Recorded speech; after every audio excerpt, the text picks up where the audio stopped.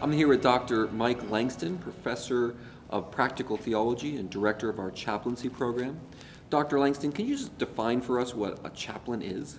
Sure. Pastors and ministers work in a local church ministering to people that come to them. For the most part, that's a generalization across the board.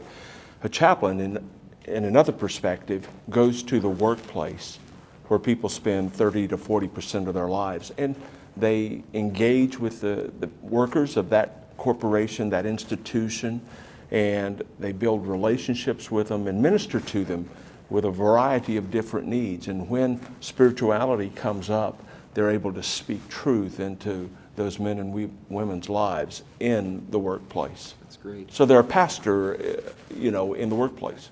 So when I think chaplaincy, the first thing I think of is military chaplaincy. Now, are there other types of chaplaincy? Yes, in the industry of chaplaincy is that there are 10 functional areas of chaplaincy, military being one of those 10 functional areas.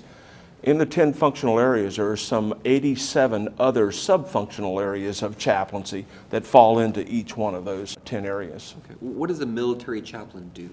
Military chaplain basically provides ministry to our military personnel in a variety of different settings. First off, we have chaplaincy programs in the Army, the Navy, and the Air Force. The Navy chaplaincy is a little different than the other two because they also provide ministry to the Marine Corps and to the Coast Guard.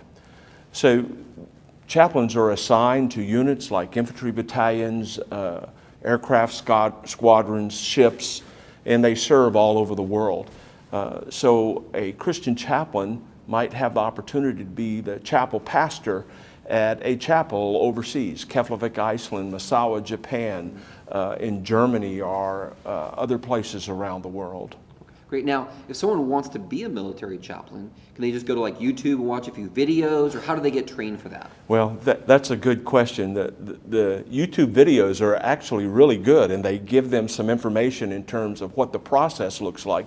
The first thing that they need to do is they have to basically go to seminary and receive a Master of Divinity degree of at least a 72-hour theological program. And that's the first step, is their Master of Divinity or their theological education. From there, they'll need to align with a denominational endorsing agent and be certified via that denomination, and then they move on toward ordination.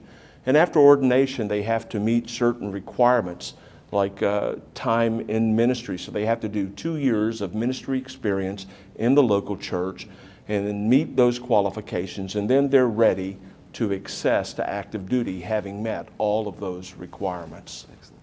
Thank you for that. You're welcome.